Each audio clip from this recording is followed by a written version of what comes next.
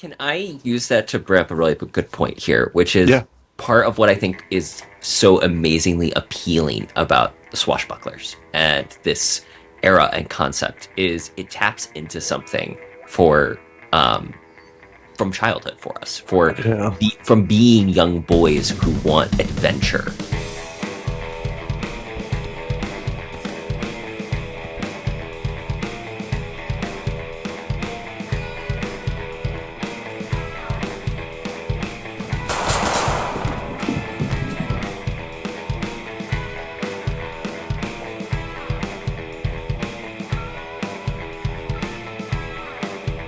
Welcome back to the Men's Venture Fiction Podcast. We are here again, another week in action. Today we have a special guest returning to the podcast.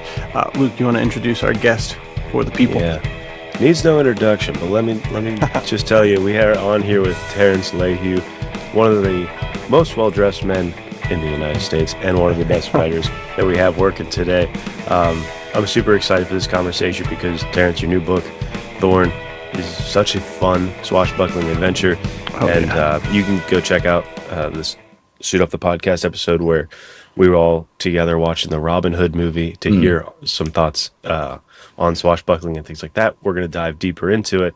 But first, Terrance, you want to say hello and talk about THORN a little bit and pitch that book, because that's what people need to be reading right now. Oh, yeah.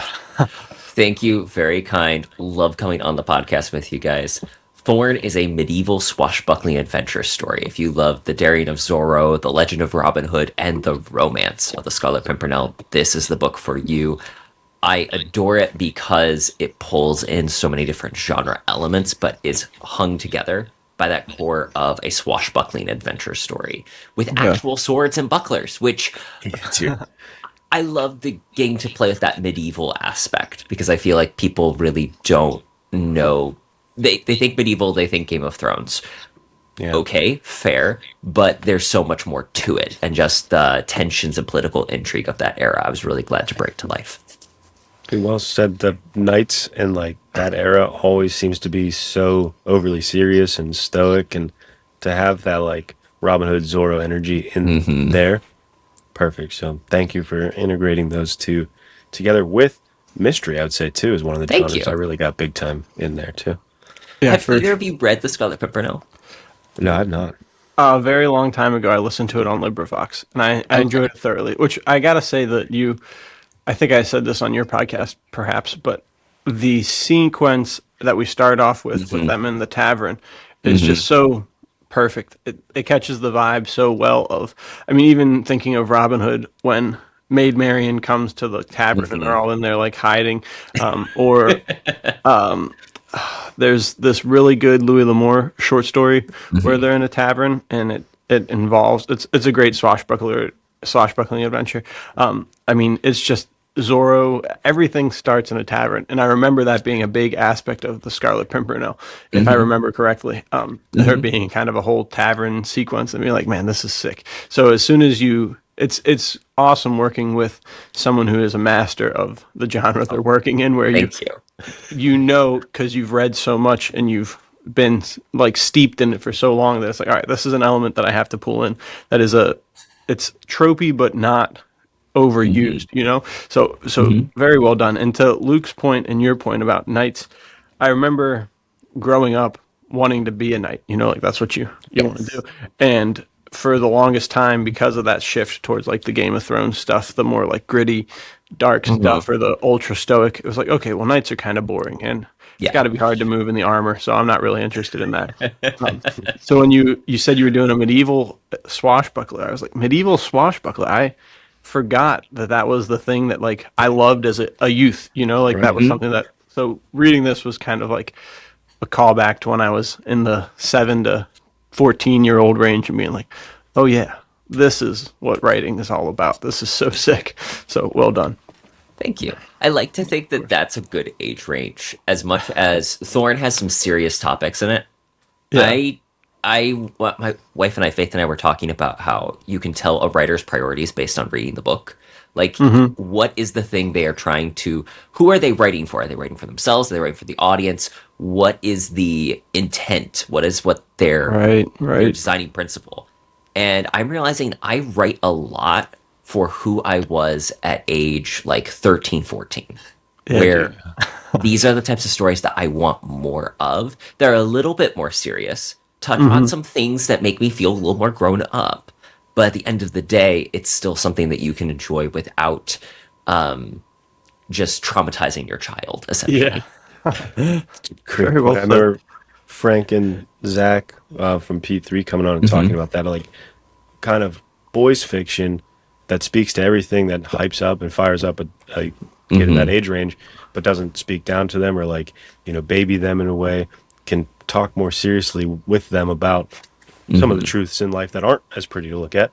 That's the perfect balance. And that's, to your point, Thorn, and like for me the Contender series, like it doesn't shy away from intense topics. So I love that balance, and I love that you're doing that. And it seems to be one of the Veritas specialties, I feel like, is doing those Yes. kind of stories where it's like you can give a lot of these to younger kids because they're not heavy in swearing or like anything that would be super inappropriate, but it is not intentionally like this is a kid's book. This is Yes. Right, very right. much so an adult can read it as well, which nice balance. What Yeah. about you at that age? What got you into swashbuckling? What were the stories that fired you up when you were that age?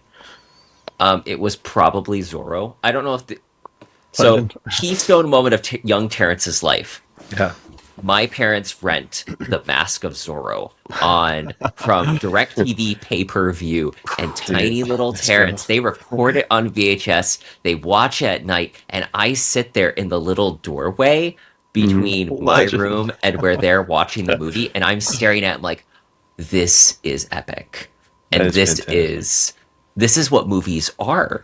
Yeah. And Yeah. so that imprinted on me. I wanted more of that. So there was the Zorro TV show with Guy Williams that came on Disney during Halloween. And from there, I started reading the actual like Zorro book, Robin Hood, the movie The Princess Bride. I was confused why Zorro is in this movie, but clearly he is. And just I kept going farther and farther down the rabbit hole. I mentioned the Scarlet Pimpernel when you guys asked about mystery because I think that's the thing that I loved about that book when I was younger was it really is a mystery and a question that drives the plot. And that was one of the very intentional aspects of writing Thorn was I wanted something that much like the Scarlet Pimpernel, there is an overarching question of who the Pimpernel is, and that drives the plot line. I wanted Right. there to be a question of who Thorn is and have that be part of what drives the plot. And I don't know if it's as focused as what I originally intended, but I think that I like the way that it kind of coalesced into you're almost stumbling upon this mystery because it's so important to the characters in the story. Yeah. Right. I certainly had a focus of that while reading. I was like intrigued the whole time trying to figure it out. Yeah, for Didn't sure. get it right. I know.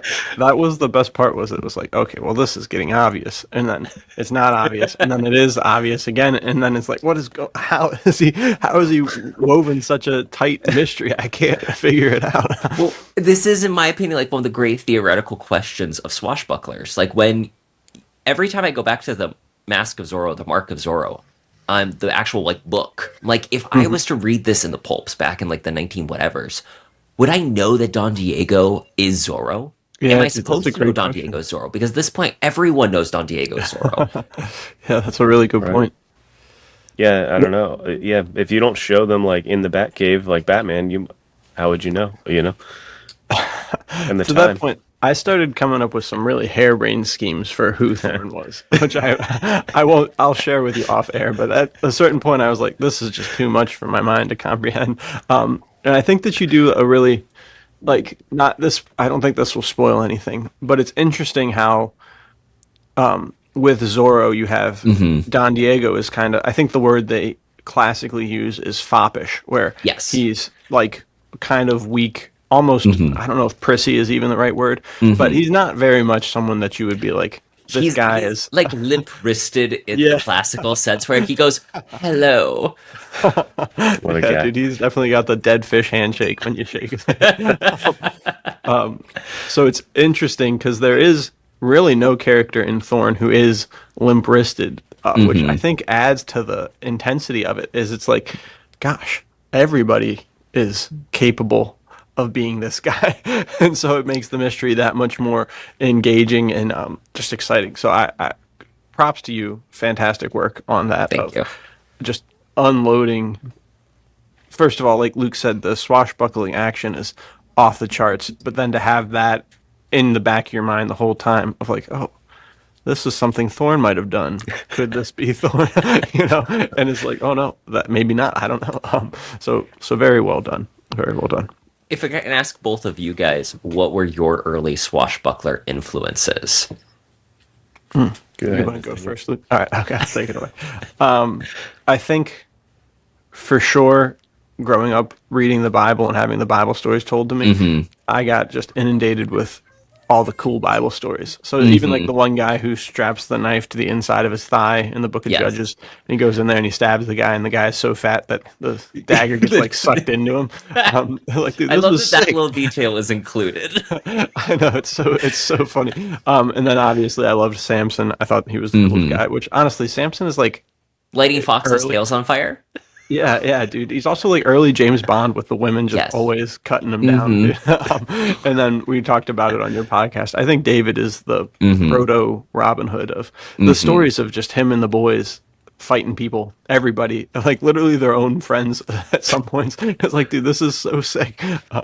If I can just quickly jump in there. Sure. So Faith and I went to see Sight and Sound in Branson, Missouri, did a David musical, which I was like, but I never really contextualized it until then. I had just been listening to Stephen Fry's Troy. And if you look at like the timeline, like the actual history, King David takes place roughly in the Bronze Age. If you think Troy and you think Achilles and Hector and Odysseus, King David's like a contemporary-ish of this era. And when you realize that, you realize that the Bible stories of that time are akin to the epics in many ways. And King David is this legendary mythic hero almost to the Jewish people. And it was so cool. So cool thinking of that, because then you also realize what the armor looks like, all of these things that put it in this place and time. That is awesome historical facts there that I don't know if I ever would have pieced together. So thank you for sharing that. I mean, even just to the point though, the historical like mythic character, literally. David isn't even the king, and they're singing the songs about Saul has killed his thousands and David has killed his 10,000s. It's like, bro, imagine being the king and hearing that this guy is 10 times better than, it's got to be devastating. So that was for sure the intro. But then I remember, I don't know how old I was, but at some point, I think it was from the $5 bin at Walmart. They get it's like the cardboard DVD case of the Mark of Zorro, and inside of it, double-sided disc, color and black and white, and inside, dude, is this like little manuscript that you unfold, and there's all these prints of Don Diego Vega and Zorro and everybody, dude, and it's just, after that it was over. I remember walking around wearing like a bow tie and trying to find the frilliest shirt I could and pretending to be limp-wristed so that no one would ever suspect that I was Zorro, dude, for like a solid year. And then obviously the Merry Adventures of Robin Hood, the great illustrated classic things. It was all just, it came together perfectly. So that's my background. What about you, Luke? Just a lot like you, Terrance. The first thing I think I ever saw was like Mask of Zorro, like the first Zorro film. I don't remember if this was like Netflix era or like Blockbuster, but like we had the DVD come to us and at the house and had it for a certain amount of time. And I remember watching it like 3-4 times and be like, hold on, let me watch it one more time before you take it back, kind of thing. It's like, hold on. And I got the Zorro costume. I remember sprinting up the driveway, being like, all right, it's here. I'm going to wear this thing. And probably like Nathaniel as well, or anybody who's had a Zorro costume, refused to take it off for a very long time. And it was daily wanting to wear that to school and everything. But other than that, this one didn't occur to me until recently. I've been rewatching this guy's movies. But looking back at it, I watched this guy all the time as a kid, and I think he is a swashbuckler. I want to hear your guys' take, though, because I could be mistaken. But Jackie Chan. I think he's a great swashbuckler, and rewatching his movies, I'm like, wait, this guy is always just like laughing, having fun in the face of danger. He's like goofy with it, silly with it. And I used to be obsessed with his movies. So I think an early one for me was Jackie Chan and his kind of version of swashbuckling. I love that because I think like we've had discussions with this both in the Discord and like just around. Far too often people narrowly go, a swashbuckler has a sword. And because they buckle and swash. Yeah. Swashbuckling is an attitude. Yeah, for sure. And I really think that's why like I'd consider Indiana Jones a swashbuckler in a lot of senses. But I really like pulling Jackie Chan. I just watched the first Rush Hour movie like last year. And I was reminded, peak Jackie Chan. This man just exuded this like delightful charm. I read a book called The Last Action Heroes. I can't remember the name of the author, but it was basically about the 80s and 90s action stars. And reading about Jackie Chan like becoming a Hollywood icon at a point was fascinating because he just brought he wanted to do high action, but like almost in a Buster Keaton kind of way in some ways, or Charlie Chaplin, where he 100% was like, he wanted to do mostly cleanish stories, honestly. And he wanted the action to be intense, and he was willing to do the actual falls. Dude, I know. He was the Tom Cruise before Tom Cruise. When you look at Project A, there's a stunt where he's on a clock tower, inspired by Buster Keaton or Charlie Chaplin, one of those guys. He like redid their stunt, but it was like 60 feet up. There's nothing to break his fall other than 2 awnings. And you watch it in real time, no cuts, him just fall, scorpion his head to the ground and just bust and get back up. It's like, why are you doing that? There's no stunt here. You're just destroying yourself. But that's Jackie Chan, dude. And he did it like a bunch of times because he wasn't satisfied with how it was. So him as like a real person is a swashbuckler. He said sometimes it would take him like a week to build up the nerve to do the stunts, but like he would do it. And it's so cool to see him do that with a smile on his face, the jokes, the humor that he injects into his films. Like, that's, I think, one of the first early ones, because I was a big like Batman guy, and though Zorro definitely influenced Batman, I feel like Batman's not that much of a swashbuckler. Maybe Robin is a bit more, but 1966 Batman might be. That guy. I was not watching that, but if I watched more of that, yes, because I remember the was it the movie where he has like he like punches a shark and he has like the shark spray? Yes, shark repellent bat spray. Yeah. I do remember that scene. He's running around with a bomb over his head for like 45 minutes. I love, to this day, the quote that I use the most often from that movie is whenever things are going terribly wrong and I cannot figure out the right thing. It's like, some days you just can't get rid of a bomb. I know, it's iconic, dude. Because the scene like cuts to like kids eating ice cream, nuns. Yeah. Ducks. We should do a watch-along episode with that someday. That is a classic movie right there. It really is some good stuff. Dude, yeah, Jackie Chan is fantastic. I have not watched nearly enough of him, but I think you were sending me some of the videos of him doing these stunts, Luke, right after, like right on the heels if we watched The Merry Adventures of Robin Hood, if that's, I can never figure out what that movie's called. Robin Hood 1938, for lack of a better term. And it reminded me of like, yeah, dude, Jackie Chan is in a long line of these crazy stunt performers who, at a certain point, dude, I guess the union just didn't care. And they were like, yeah, you're paid to do this, right? And they're like, yeah, all right, well, go die. And we'll get it. Don't worry, we'll get the shot, but you may not come out of this alive. Because, I mean, even seeing the guy do the parkour up onto the parapet and then cut the rope and swing up and rappel down in Robin Hood. It's like, man, this is something that Jackie Chan took the concept of and then took it way further to the point where, I mean, I've seen posts on Instagram of him, like, every single part of his body's been broken by some sort of stunt that he did. Like, you can see the breakdown, dude. It's crazy. What a guy. Yeah, dude. Well, we brought up Zorro a few times. What is everybody's, like, go-to Zorro? Do you have, like, a this is my Zorro kind of guy? I think Guy Williams, just because over time I've spent the most time with the Disney TV show. And I think that it's a good synthesis of it being more, it feels more like a serial, and it's not as much of a, don't get me wrong, I love Tyrone Power. I think that he's phenomenal as Don Diego, but it's really just a quick story. It's a 90-minute movie in which you are in and out, and I love it. But Guy Williams has just The only drawback to that is that there's no like real strong romance for that Zoro, just because nature of TV, we need him to be Right. the same person every time. But it does have like the serialized adventure feel that I think is very Zoro-esque. What about you guys? I'm also a Guy Williams guy for sure. I didn't discover that show until later. This is not something I watched like after seeing Mask of Zorro. I don't even think I pieced together that there were other Zorros. You know what I mean? I was just like, this is Zorro, I guess. But once it was like a summer or two ago, I watched that Puss in Boots movie, and I was like, okay, Oh, yes. this is the greatest movie of all time. I got to see more like this. And it took me down the Zorro rabbit hole.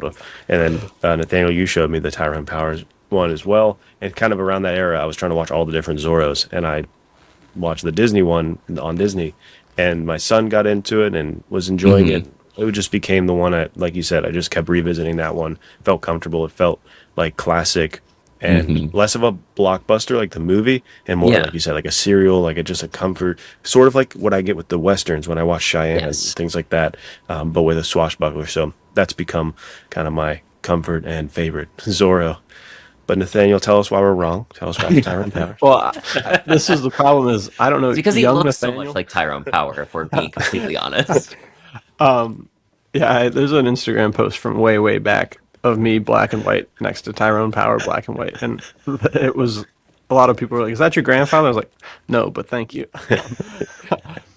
Young me, I guess, was some kind of snob because after I watched that movie, I found out there are other Zorros and they were all further along in time. I was like, "No, nothing can beat this one. I'm not watching it." And I know Douglas Fairbanks did a silent Zorro, right? And I was like, "Well, I'm not watching that. That's silent. What am I? No way." If I can't hear the swords clash, what's the point? What's the There's point? no swash, then I'm out. Right. If I can't hear the like when he does the Z, I don't want it.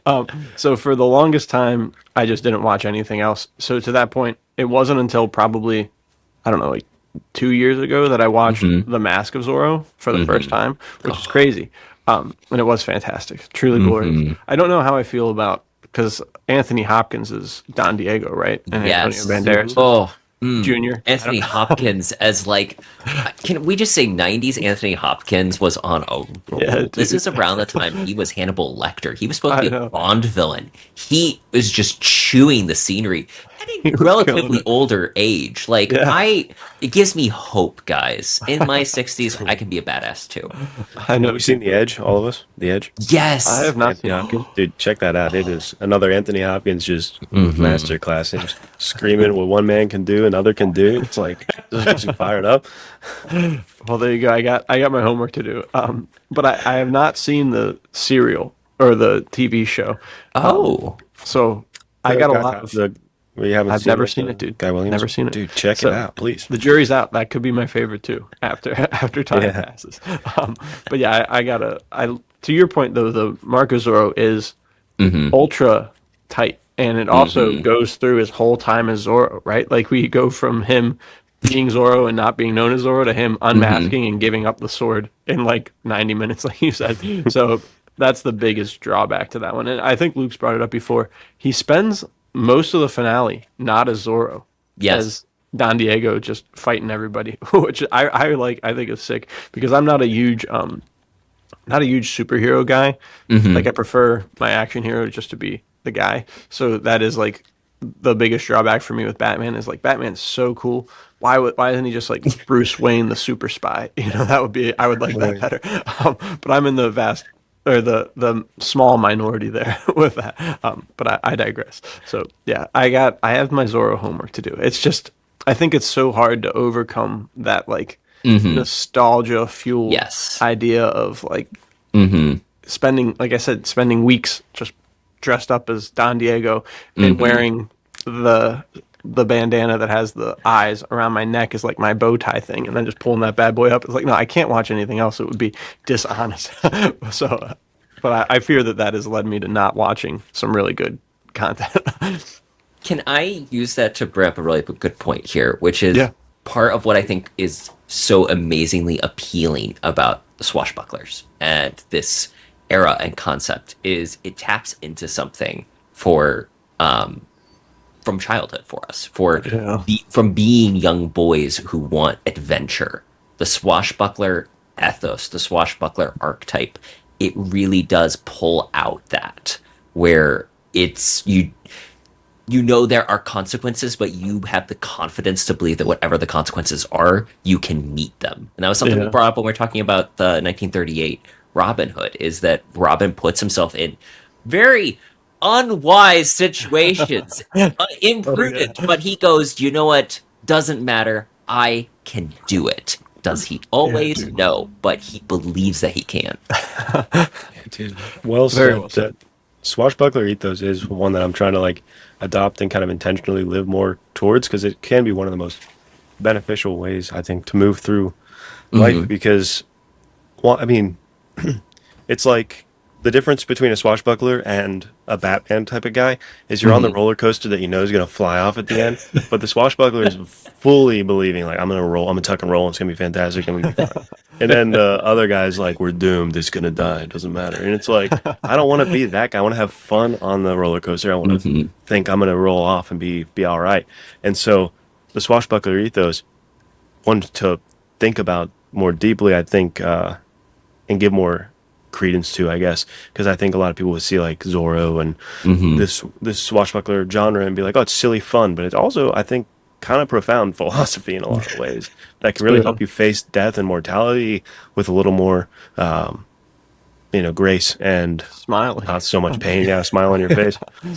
I could talk about that concept for the next 45 minutes of the episode, but I won't do that. But yeah, I couldn't agree more. I think what you brought up, Terrance, about the idea of like, as a kid, you can go through the worst stuff and bounce right back. And obviously there's trauma that can build and stuff like that. But that hopeful optimism that, if fostered when young, really can lead into the rest of your life being like, oh, that sucks. Oh, well, I got to move on, and like I can overcome this somehow. I have to. And I think that that's what's really good about writing stuff like this. Like you brought up all these stories that Veritas has been publishing for the most part, really hit right in at that 13 to like 18 is where it really can get you.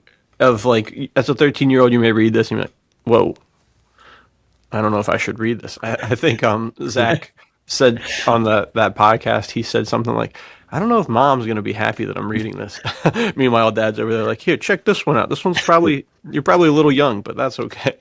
So I think that all of these kind of have that, where it's like you read it and you're like, man, is this what men are capable of?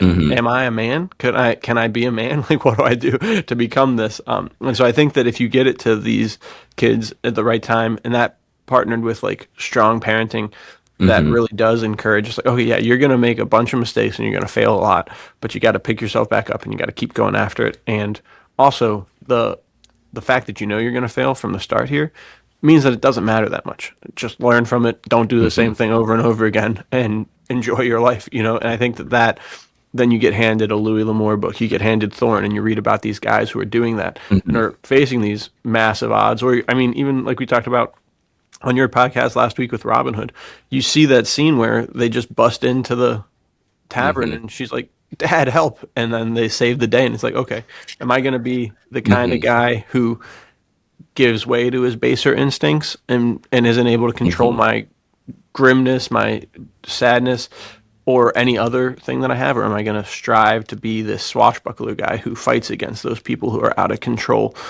and detrimental to society? Like, can I be the good guy, or will I end up being the bad guy? And I think that stories like this call us up to be good guys and fight away the bad guy, even within ourselves. You guys have brought up a couple of different times. I'm 100% on record in that I'm trying to remember that it's the book that's like a mission a battle to fight, a beauty to save. Oh yeah. John Eldred's Wild at Heart, yeah. Yeah, I don't really like the book. It's just, it doesn't do it for me, but I love his breakdown of these are the things. Love the concepts, don't really like the book. But that's just style, taste, all those things. But I love that really does fit well with like what is a swashbuckler. Yeah, and this is one of the reasons I think Change of Heart actually is like a perfect beat for beat. This is kind of how a swashbuckler story works. Yeah, I appreciate that. That's why I said well, as soon as it came out, I was like, this is the bedtime story for Grayson. This is the story he's going to get raised on, because it's like you said, it's the perfect encapsulation of the swashbuckler ethos and just positive masculinity and a capable man. I think it's the perfect story, perfect short story for fostering that in a young man. And then you get him hooked on that, and you're like, hey, have you ever seen Thorn? And then it's like, you know, you're reading Thorn, and you're like, hey, you check out everything that Jeff Pintabona's ever read, and you'll get the best Western. That's why I like what we're doing here. Like, this is so fun that we're building this web for ourselves selfishly, right? To read it all and be like, this is fantastic. And then we'll be able to give that to like our kids, or, you know, just the next generation. It feels fulfilling. I like doing it. I don't. Right. You guys probably feel the very same way, but I like that we're doing this. Yeah, I couldn't agree more. And thank you guys for bringing up Jacques. That means a lot. I'm pumped to hear that it strikes a chord with you guys. But yeah, I think that the point about Wild at Heart, I do agree that the concepts are really strong. But by the end of the book, you're kind of like, how do I, like, what am I supposed to do now? You know, I feel like it's a really good, like, this is the condition, and then it just kind of peters off towards the end. But I haven't read it in a little while, so that may be incorrect. But yeah, I also listened to the audiobook, and it might just be that his voice just doesn't do it for me. Yeah. That's also a very fair thing about anything you listen to on audio, is if the narrator doesn't work, you're just left hanging going, well, I think I liked what I read, but I'm not certain. Right. Because he narrates it too, Yes. and he has a very like interesting voice to say to say the least. But yeah, to go off of what Luke said, to go right back at you, dude. I feel like you hit all the same notes of the adventure, the romance, and it's so interesting too. Just you do such a good job of factoring in romance stuff and writing it really well, while not lessening the impact or even, I don't know if masculinity is the right word to throw in there, but like, it doesn't make you feel like, oh, what, I'm reading a romance book? It makes you feel like, dude, this is what it is to be a man. You know, like it heightens the masculinity instead of cutting it off at the knees at all. So well done. I don't know if you want to talk about imbuing stories with that at all, or if you have any thoughts on that, but I really like it. I found that the beauty to save is something that is a high priority for me in my writing. That sense of, one of the things I love about the Mask of Zorro is the relationship between Alejandro, Antonio Banderas' character, and Elena, the character played by Catherine Zeta-Jones. Like that, as a kid, that kind of back and forth thing really, it just imprinted something on me. And ever since, I've been trying to recapture some sliver of that. I love Ivanhoe, where so much of the story, and like that's the thing that I haven't talked about much, is that Ivanhoe is a strong influence on the tone and the setting. Sir Walter Scott, you are trying to save literally the damsels in the castle. And I loved that, like, pure medieval knights, good knights, bad knights. It was a time where just because you wore armor did not mean you were a good guy. And the shining knight was just as much a tarnished one. And I really wanted to integrate that into Thorn, because right from the get-go, I knew I needed to have this strong male-female dynamic in it. Caleb Smith, KB Tactical Takes, love his stuff. He was kind enough to review Thorn around the release date, and he said that Isabella, the female character in the book, the main female character, was one of his favorites, which makes me feel good because I really loved writing her. And she was the one that was the hardest, because I wrote this first 7,000 words 4 or 5 times. The difference between getting there and finishing was that Isabella did not want to marry Sir Godfrey at the beginning. Every time I was like, oh, it's going to be one of those, I don't want to get married, I don't want to do all these things. And I'm like, but it just didn't work. Right. And so it was the moment I clicked to, she thinks that Godfrey is her knight in shining armor. And that's the moment that the story came together. Yeah. Because I feel like that is a legitimate thing that people want in today's day and age, and definitely wanted back then. And having a good illustration of it didn't make them necessarily a weak or a less than woman to do that. I thought that helped bring the story more together. And like I said, it's just something that I passionately love to have these kinds of dynamics in my stories. Because even Mitch and Kathleen are good, like, will they, won't they romantic pairing that banter off each other. And I like playing with those relationship types. Yeah. So that, you and I are both How I Met Your Mother guys. Yes. I feel like I don't know like your relationship with the romance genre as a whole, but How I Met Your Mother is a great. I mean, more than anything, it's a romance story. Yes. And then growing up, I'm not afraid to admit that I used to love the Nicholas Sparks movies, dude. I would watch like The Notebook and Nights in Rodantha and like Message in a Bottle. I would watch all these because I knew they were chick flicks, they were girl movies. But to your point of like the masculine thing of A Beauty to Save, like Lucky One with Zac Efron coming back and protection from the abusive boyfriend, like that stuff also fired me up in a different way. And so I wouldn't watch them as much as I would watch the action films. But I absolutely had like a steady diet of romance films in my history too, because there is something about that dynamic that it does feed a different part of your like soul. And I love when your stories do integrate that, like the stuff that you write. And of course we both love The Mummy and things like that. Like things that can put that into adventure then make it that much better, you know? So How to Lose a Guy in 10 Days is my go-to classic rom-com. It hits all the right beats. And I'm not going to lie, when I saw Matthew McConaughey, he like takes off his shirt and like shoots pool in his office as he's a marketing executive, I'm like, what is marketing? Can I get into that? That guy. That's so true, dude.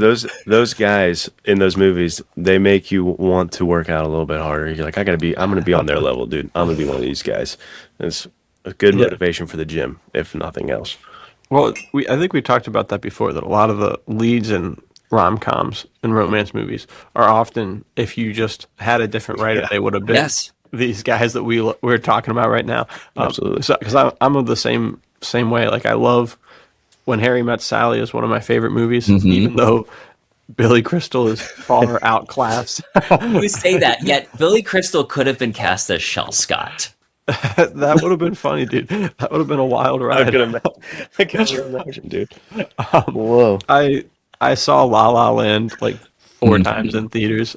So for sure, you got. I remember as a kid, like all of my imaginary adventures always felt very hollow if there wasn't some sort of imaginary girl that I was trying to save or help out or was on the mission with me, you know. And it's like it's just so in the heart of what a man desires. Like everything's kind of and to that point, I think that you shouldn't shoehorn romance into every story, but at the same time, it's like, man, if every story you write doesn't have girls involved at all, like maybe might be something wrong here. Like we gotta do something about it. If there's no like pursuit of love, then things can be a little hollower. I think we talked about last week with L.D. Whitney, the idea of like, the reason that the treasure hunter is going after treasure is for riches, but I think it's also for most of them for beauty. And that's like, there's nothing more that epitomizes beauty than pursuit of a woman, you know. And I think that that's one of the really good things I liked about Wild at Heart is the paradigm shift of the woman is not your adventure. She is a person to share in the adventure with. And I think that that's so well articulated, because how many people make their whole entire life about their partner and their life goes off the rails. But when you realize like, hey, we're a team and we're going after life together. Life is the goal and success, not making you like ultra happy all the time and making sure my life revolves around you. It's like, no, together we're going together to go find this thing, which is perfectly exemplified in Mitch and Kathleen. They have the sole determination to figure out what's going on with this necklace, and they butt heads about it, but they're working together to figure it out. So I think that that's really well said, and I liked for sure what you were saying about it doesn't make a character less of a woman to want to be in a relationship. I feel like that's something that I don't know if I ever could have articulated or thought about, but that being wrapped throughout Thorn is like, it was endearing and good for her to be like, yeah, I really like this guy.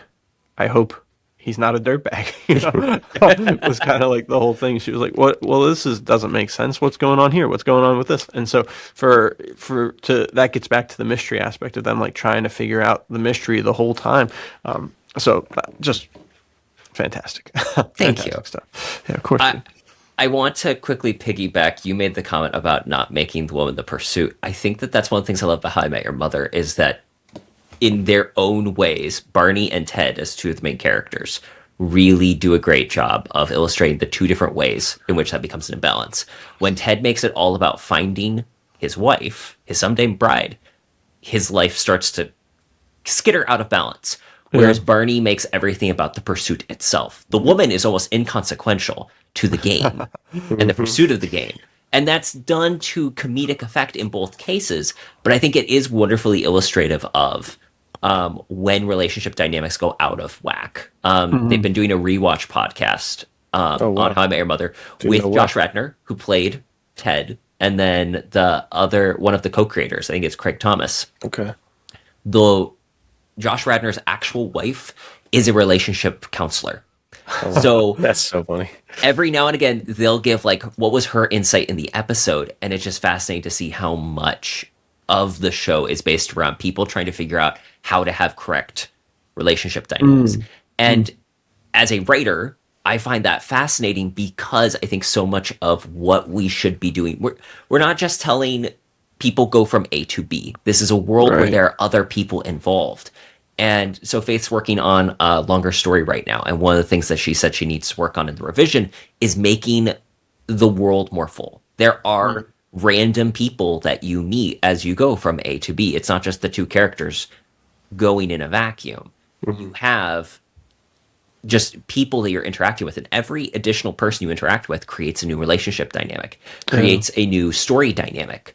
And that's the tension that you build by having an ensemble cast. And that's part of what I was trying to do with Thorn, is I wanted the castle itself to feel like there are people in it. That's why every now and again, even if it's offhanded, I make a comment about a serving girl or a page. Like, one of my favorite characters I didn't realize would be a favorite is I created the Squire Alfie.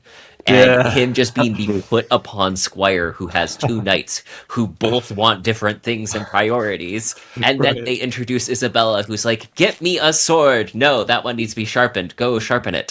Things like that. Yeah, dude, he was great. What advice do you have, or like, what was your take on building such a world? Because that's why I wrote real-time thrillers with one character for a very long time. I think I've talked about this somewhere. It's like it's difficult to balance a lot of characters for me. And right now for this Western I have coming out, it's 2 crews. So there's like it's most characters I've ever worked with. Oh, and, I can't wait. And it's just, it's interesting to think about that, like expanding the world and trying to flesh out the world of it and make it feel alive. What helped you with that? Or like, what was the process of that for you? I can't remember which book I read. It might have been Murder Your Darlings by Roy Peter Clarke, which remains one of my favorite books on writing. Roy Peter Clarke has written a bunch of great writing books, but this one specifically I adore. And he makes a point about sitting in sentences and understanding why good writing is good writing. And he used the passage in The Great Gatsby where everyone's in that hotel room as an example of every person stares at the lamp on the table and has a different thing that they're thinking about. And that is the moment I realized how much every person in the room, when I'm writing characters, has a different priority and a different outcome they're hoping for. When even if it's just like a tangential character, if I can have an idea of what is their goal, if they're a named character, I want to know what is their motivation, what do they want from life? Because that is going to shape everything that they do throughout the story, the pursuit of what their want is. Even if if they're named, if it's someone I just say is a serving girl, I'm not questioning what is she going for? I'm not going like full method. But if I name Alfie, I want to know, what does Alfie want from life? In this case, it's just become a knight and survive his squiredom. Like things like that. Yeah, that's really cool. It's like how actors are like, what's my motivation in this scene? You know, we're going in with that kind of mindset. That's really smart, where you're absolutely correct. If I have a character, I'm thinking, my mind keeps going to the one scene in Odyssey of Fire where he's just talking to a guy to get to send a message. And it's like that character's only one scene. But to your point, like that guy exists in that world and like he's doing his own thing. He's not there for the sole purpose of Roman coming in and talking to him. It's like you have to think in that way. And I think having that in the back of my head now will help flesh those out. Because sometimes I fear like that's a fear I always have is like this character is just blessed by the story to move things along. It's like I don't want that. I don't want the characters that are like, okay, this guy's just here to do that. Fantastic. I like them to feel alive and real. Which, to your credit, Gunlaw has one of my favorite interactions where I genuinely feel like the side character is someone that's alive. It's when the marshal comes back and he's talking to, I can't remember if he's like the postmaster or the telegrapher or something like that. He's almost a throwaway character, but their interaction is just so vibrant. I think I texted you and was like, this feels like an old-time radio program at the moment, and I love that.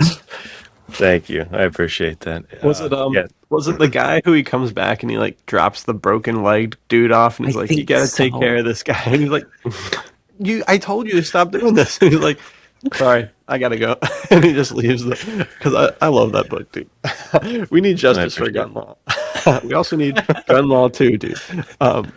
Yeah, that's all. This just reminds me of it probably wasn't until I started dating my now wife where this just shows, I mean, I was 20 when we started dating, how small my world was, because we started going to see a local artist. Not local to us. He was in Asbury, New Jersey, which was like a 3-hour drive, and he's probably still in my top 5 favorite singers of all time, and he's very small still. And he was just doing a little like live shows for free at this lounge in Asbury Park, New Jersey, which is right on the ocean. So he went probably 5 or 6 times. He knows me by name. He tried to get me to play him in a music video one time, but I was living in Colorado and couldn't fly out. Huge mistake. I should have done it anyways. Super cool dude. His name's Tor Miller, so you can check him out. But as we're driving there one time, my wife and I are in the early stages of dating, and I remember like driving past all these houses with lights on, and I was struck with the idea of like, yeah, those guys think that the story is about them, just like I think the story is about me. And I had never really kind of thought about that before. And I was like, man, this person here, and because I grew up in a very small area in Delaware. Delaware is just a small state, and it's like, you know, people from every part of Delaware, and it's like, okay, yeah, if I know you, you probably know somebody that I also know. And so it's just so easy to be like, okay, this is the microcosm of the universe. But sitting there driving to New Jersey, I saw these people and it's like, hey, they have people that they're just as good friends with as I am. And they have people that other people know about them. And I don't know any of those people. And that was like mind boggling to me. I was like, these guys live their own lives and think that they're just as important as I think I am, you know? And it's like, it was so revelatory of my selfishness, but also how small my world is, which gets back to this whole concept with writing. It's like, go meet new people, go find the other main characters living their lives and striving for greatness and striving for just a good life in general. Because like you said, like I don't know if I've ever actively thought about that in my writing. Like thinking now about writing this Sal Cotolino crime story, it's like, yeah, are all these people just a means to Sal getting to where he's going? Is there any sort of actual layeredness here?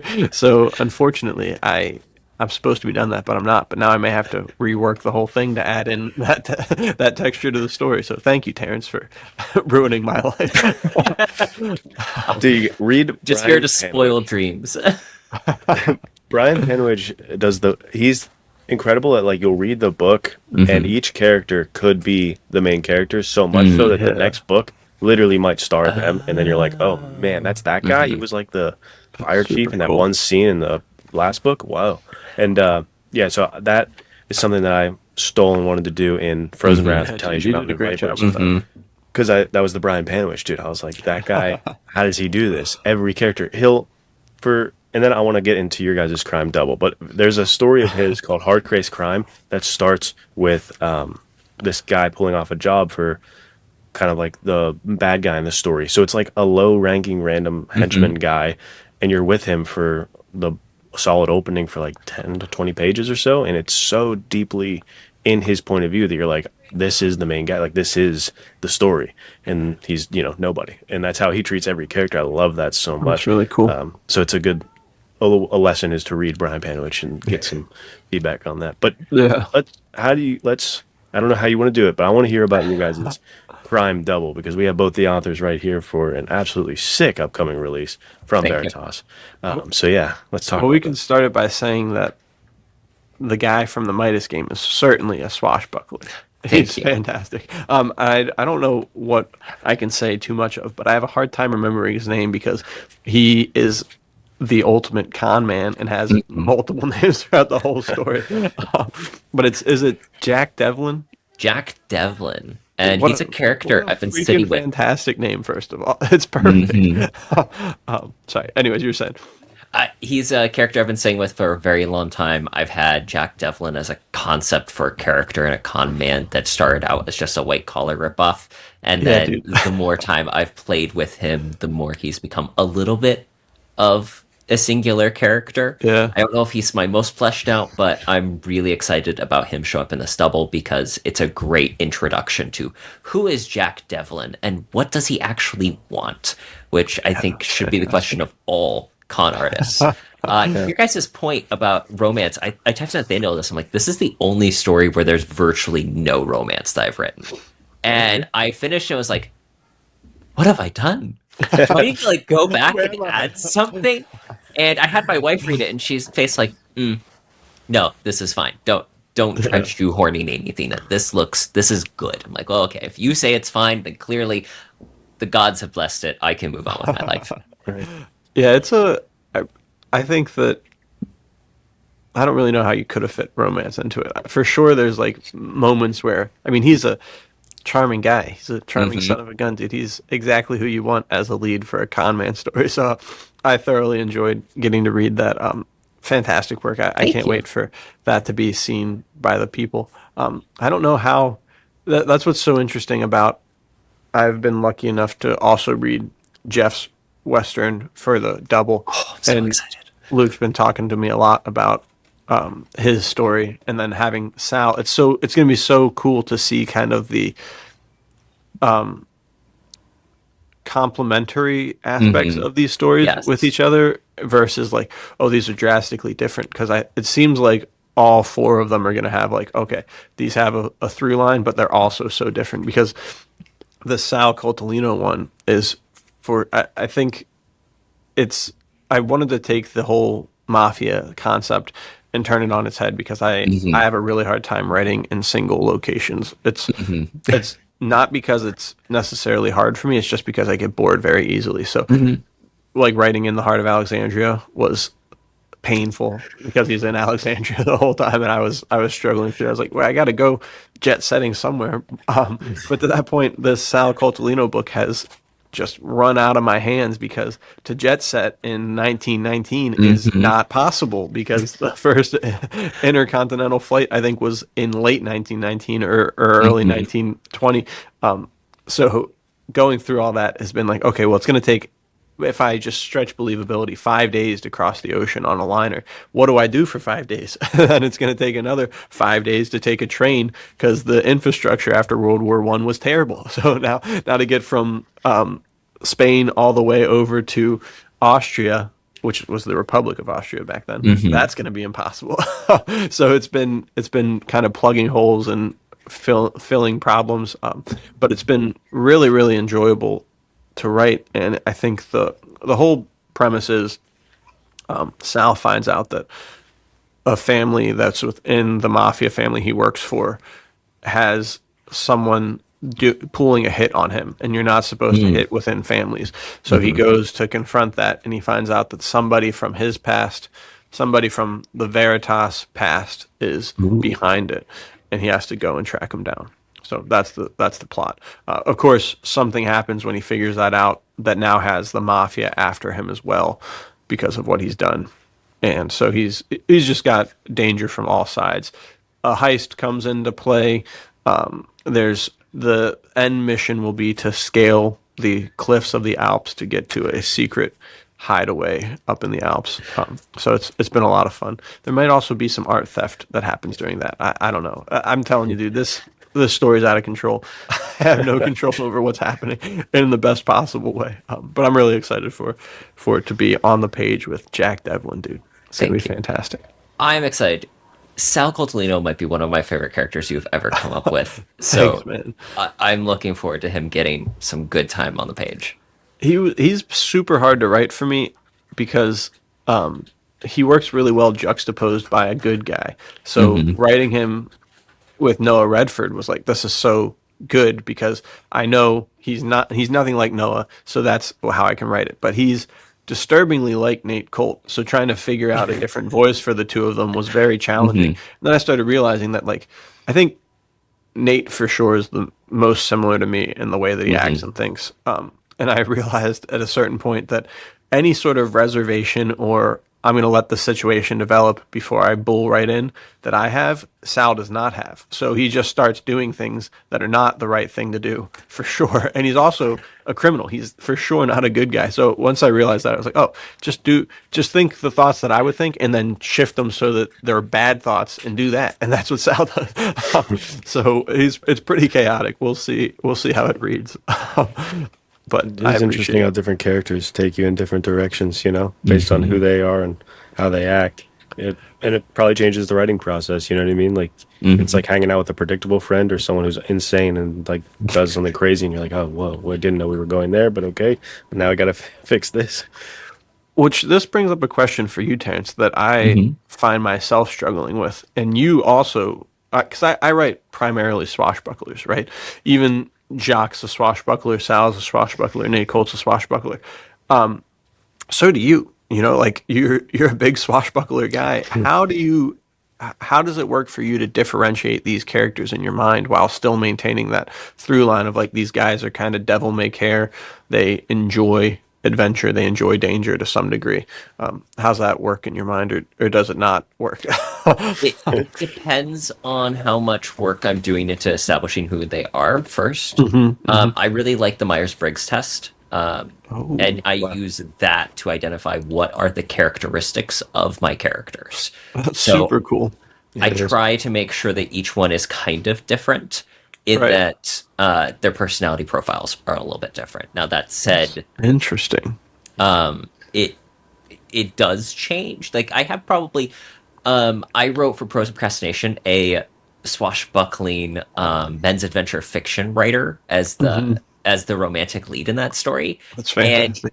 And he does not share many characteristics with myself. But he probably does share a lot of characteristics with Mitch in some ways. Like, there are certain quirks that I threw in there. But I also look for what's the thing that they do as a person that's different. So I give Mitch a lot of, not necessarily nervous tics, but like ADHD, I'm ready to get going.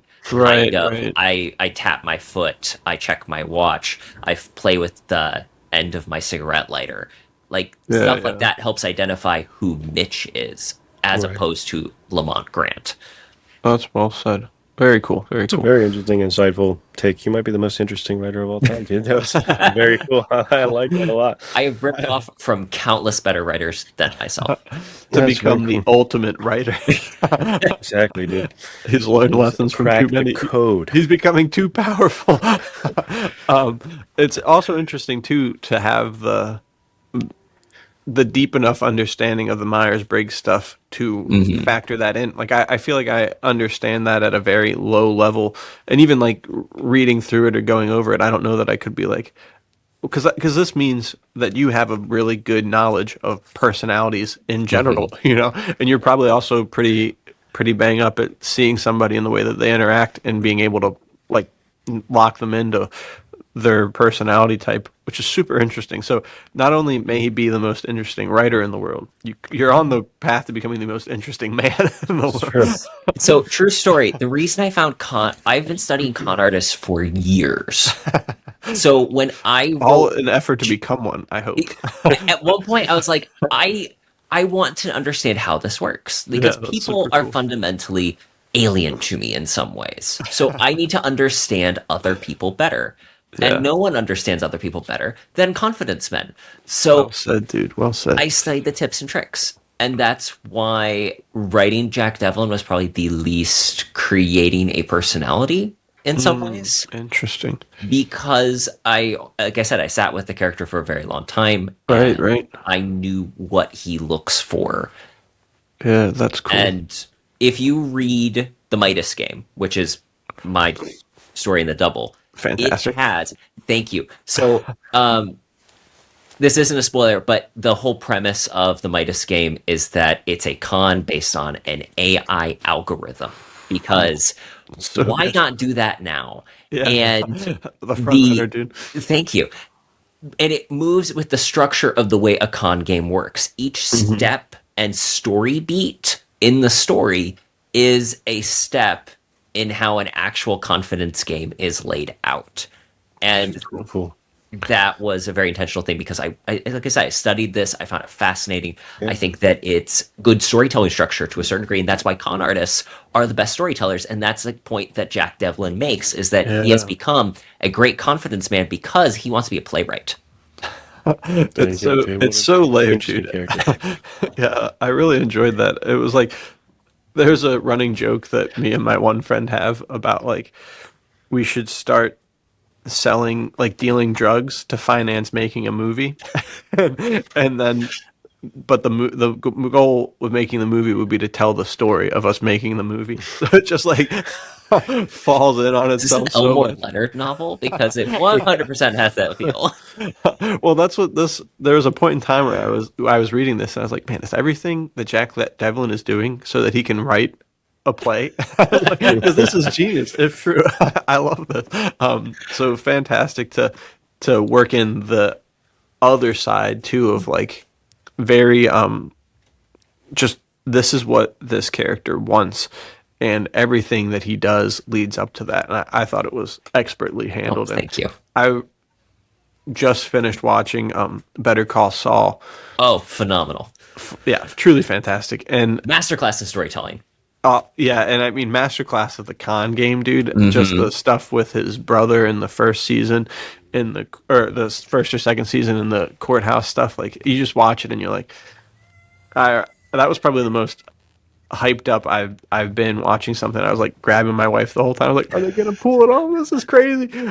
So to know that you were turning in a con man story, I couldn't be more thrilled. And you delivered in spades. Thank you. Fantastic stuff. So that'll be coming out sometime in April. We haven't set the exact date, which we'll get on very soon. But I'm super excited.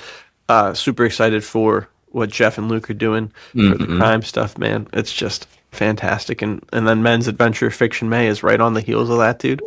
Yeah, that's It's gonna be close. a wild ride, yeah. But the Because you good news, crushed it because you just did Thorn too, and you got another book coming out already. I mean, you're a beast. You're the most prolific guy of all time right now. I'm finishing chapter 3 of Mitch Mayhew 3 right now. legend, dude. I'm super excited. Super stud. Yeah, that's gonna be. I'm excited It's for gonna that, be a dude. fun one. I'm excited for this year for Veritas. This is gonna be good times. For This is gonna be my good personal year, gain guys. of reading all these great stories. You know what I mean? I know we've got a ton of submission for Men's Adventure Fiction May. I think it's, I don't know a number, but it's over 25 for sure, which is a lot of reading. Yeah. And reading. the worst part is they're all really freaking good. So it's gonna be rough stuff to figure all of that out. But to Luke's point, there's nothing better than getting to read this stuff of the genre. I don't think's ever really been dead, but to have so many people who are passionately trying to bring it back and trying to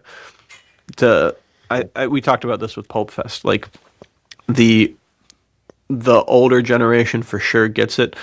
To see the younger generation coming up and understanding it and making it happen is incredibly exciting. So it's bright future. I think I'm very much looking forward to it. As well. I think that covers this week's episode, man. Thank you so much for hopping on, Terrance. Thanks for Absolutely. talking about the Swashbuckler ethos and the whole idea behind that, and then enlightening us on Jack Devlin and the Midas game, dude. It's going to be too much fun. So if you want to share where we can find you, drop that, and then we'll sign off. Absolutely. People can check me out at terrancelayhew.com or go to at suitup.author on Instagram. And of course, you can check out all my books available on Amazon from Veritas Entertainment. Fantastic. I'm really excited. I hope people check out Thorn. I think it might be my best work yet. And It's really good. I'm endlessly pleased by it. Yeah, you did a great job. Thanks for coming on the show. It's always a blast having you on. And thanks for having us on your podcast last week, Absolutely. I guess. People can hear us talk more about swashbucklers by listening to our episode about the adventures of Robin Hood, 1938. It was a delightful episode. People should definitely check it out. For sure. Absolutely. Thank you guys, and thank you, Terrance. We'll see you guys next time. Bye.